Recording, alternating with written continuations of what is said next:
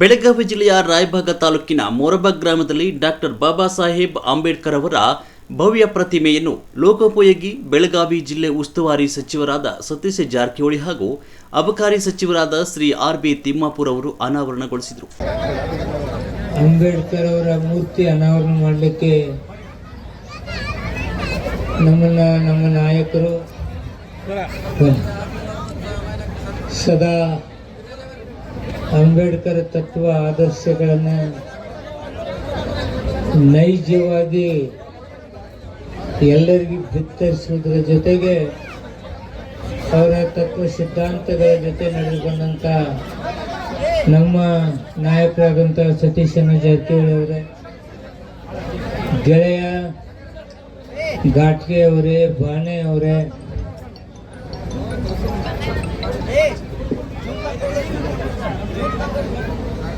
ಇನ್ನೋರ್ವ ಮಾಜಿ ಶಾಸಕರಾದಂಥ ಪಿ ರಾಜು ಅವರೇ, ವೇದಿಕೆ ಮೇಲಿರ್ತಕ್ಕಂಥ ಎಲ್ಲ ಸಹೋದರ ಸಹೋದರಿಯರೇ, ಇವತ್ತು ಅಂಬೇಡ್ಕರ್ ಅವರ ಸಂವಿಧಾನ ಇಡೀ ರಾಷ್ಟ್ರವೇ ಈ ಕಡೆ ನೋಡುವಂಗಾಗಿದೆ.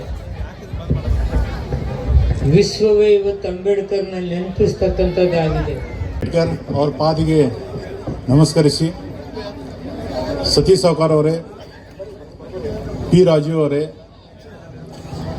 ಸರ್ಕಾರ ಅವರೇ, ನಾಯಕರೇ, ಶ್ರೀಗಾಂವ್ ವಕೀಲರೇ, ಅರ್ಜುನ್ ನಾಯಕಡಿ ಅವರೇ, ಈ ಊರದ ಅಧ್ಯಕ್ಷರು, ಉಪಾಧ್ಯಕ್ಷರು ಮತ್ತು ಕುರ್ಚಿ ಅಧ್ಯಕ್ಷರು, ಸದಸ್ಯರು ಮತ್ತು ಎಲ್ಲ ನನ್ನ ಅಣ್ಣ ತಮ್ಮಂದಿರೇ ಮತ್ತು ಅಕ್ಕ ತಂಗಿಯಂದಿರೇ ಮತ್ತು ಪತ್ರಿಕಾ ಮಿತ್ರರೇ, ಇವತ್ತ ನಮ್ಮ ತಿಮ್ಮಾಪುರ್ ಸಾಹೇಬ್ ಹೇಳಿದಂಗೆ ನಾವು ಇಲ್ಲಿ ಕುಂಡೋದ ಮತ್ತು ಇಲ್ಲಿ ನಿಂದ್ರೋದ MLA ಆಗೋದ ಕಾರಣ ಬಾಬಾ ಸಾಹೇಬ್ ಅಂಬೇಡ್ಕರ್.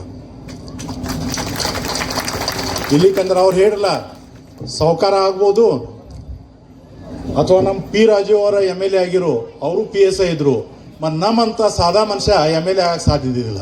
ಪ್ರತಿಮೆಯನ್ನು ಅನಾವರಣಗೊಳಿಸಿ ಸಚಿವರಾದ ಆರ್.ಬಿ. ತಿಮ್ಮಾಪುರ್ ಅವರು ಮಾತನಾಡಿದರು. ಇದೇ ಸಂದರ್ಭದಲ್ಲಿ ಉಸ್ತುವಾರಿ ಸಚಿವರಾದ ಸತೀಶ್ ಜಾರಕಿಹೊಳಿ ಅವರು ಮಾತನಾಡಿ, ಬಹುದಿನಗಳ ಬೇಡಿಕೆಯಾಗಿತ್ತು, ಮೂರ್ತಿ ಪ್ರತಿದಿನ ಸಂದೇಶ ಸಾರುವಂತಿರಬೇಕು. ಡಾಕ್ಟರ್ ಬಾಬಾ ಸಾಹೇಬ್ ಅಂಬೇಡ್ಕರ್ ಅವರು ಈ ಮಣ್ಣಿನಲ್ಲಿ ಹುಟ್ಟಿದ್ದೇ ಇದ್ದಿದ್ರೆ ನಾವು ಶಿಕ್ಷಣದಿಂದ, ಸಾಮಾಜಿಕ, ರಾಜಕೀಯದಿಂದ, ಆರ್ಥಿಕವಾಗಿ ಬಹಳ ದೂರ ಇರ್ತಿದ್ವಿ ಅಂತ ಜಾರಕಿಹೊಳಿ ಅವರು ಹೇಳಿದರು. ಜಿಲ್ಲೆಯಲ್ಲಿ 2-3 ತಾಲೂಕು ಆಗಲಿಕ್ಕೆ ಯೋಗ್ಯದೆ ಆಗೋದ್ರಿಂದ ಜನಸಾಮಾನ್ಯರಿಗೆ ಅನುಕೂಲ ಆಗುತ್ತೆ. ಸೊ ಇದು ಸರ್ಕಾರ ಮಟ್ಟದಲ್ಲಿ ಚಿಂತನೆ ನಡೀತಾ ಇದೆ. ಈ ರಾಯಬಾಗ್ ತಾಲೂಕಲ್ಲಿ ಸರ್ ಕುರ್ಚಿನೂ ತಾಲೂಕಾಗಿ ಕೇಳ್ತಾ ಇದ್ದಾರೆ, ಆರೋಗ್ಯನೂ ತಾಲೂಕಾಗಿ ಕೇಳ್ತಾ ಇದ್ದಾರೆ. ಅದು ಭೌಗೋಳಿಕವಾಗಿ ಅಲ್ಲಿರುವಂಥ ಫೆಸಿಲಿಟಿ ಅದನ್ನು ನೋಡಿ ಡಿಸಿಷನ್ ಮಾಡ್ತಾರೆ. ಅಲ್ಲಿ ಜನರಿಗೆ ಅನುಕೂಲ ಆಗಬೇಕು, ಸರ್ಕಾರಿ ಕಟ್ಟಡ ಕಟ್ಟಲಿಕ್ಕೆ ಜಾಗ ಬೇಕು, ನೋಡಿ ಮಾಡಬೇಕು. ಸರ್ ಇವತ್ತು ಗೃಹಲಕ್ಷ್ಮಿ ಬದಲು ಮಾರ್ಚ್ ಮತ್ತು ಏಪ್ರಿಲ್ ತಿಂಗಳಲ್ಲಿ ಕೊಟ್ಟಿಲ್ಲ, 2 ತಿಂಗಳು ಕೊಟ್ಟಿಲ್ಲ, ಕೊಡ್ತಾರೆ ಅಂತ ಹೇಳಿದ್ರೆ ಕೊಟ್ಟಿಲ್ಲ. ಇದೇನು ಡಿಲೇ ಆಗುತ್ತೆ. ವಿರೋಧ ಪಕ್ಷದವರು ಅದ್ರ ಮೇಲೆ ಆರೋಪ ಮಾಡ್ತಾ ಇದ್ದಾರೆ ಸರ್. ಆರೋಪ ಏನಿಲ್ಲ, ಅದನ್ನು ಕೊಡಬೇಕಾಯ್ತು ಕೊಡ್ತಾರೆ ಅಷ್ಟೇ. ಆರೋಪ ಮಾಡೋಷ್ಟೇ, ಅದೇನು ಮಿಸ್ಯೂಸ್ ಆಗಿಲ್ಲ, ಡಿಲೇ ಆಗಿದೆ, ಕೊಡ್ತಾರೆ.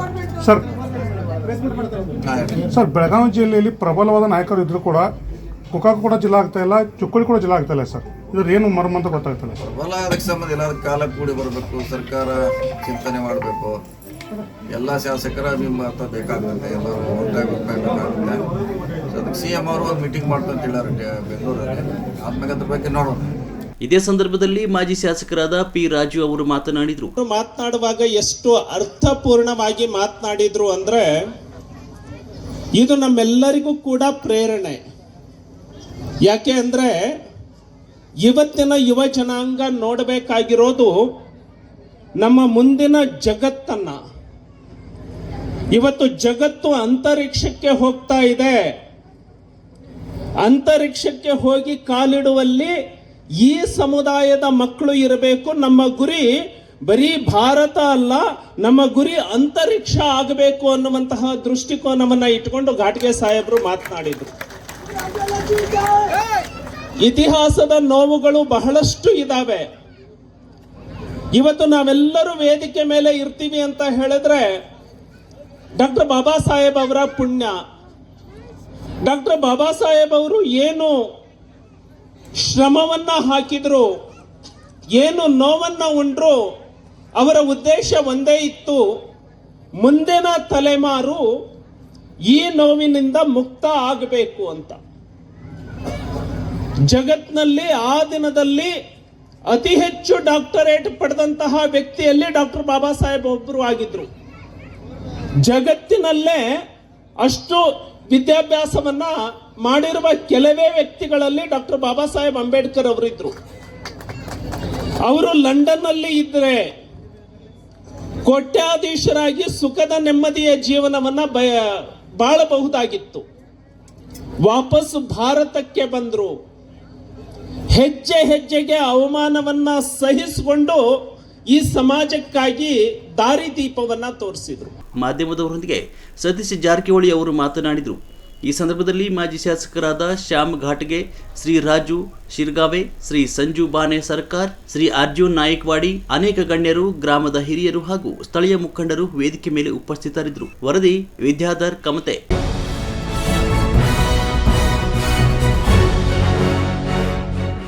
ನಿರ್ಭೀತಿ, ನಿಷ್ಪಕ್ಷಪಾತ, ನಿಖರವಾದ ಸುದ್ದಿಗಳಿಗಾಗಿ ನೀವು ನೋಡ್ತಾ ಇರಿ ಯುಕೆ ಟಿವಿ ಕರ್ನಾಟಕ. ಇದು ನಿಮ್ಮ ಧ್ವನಿ.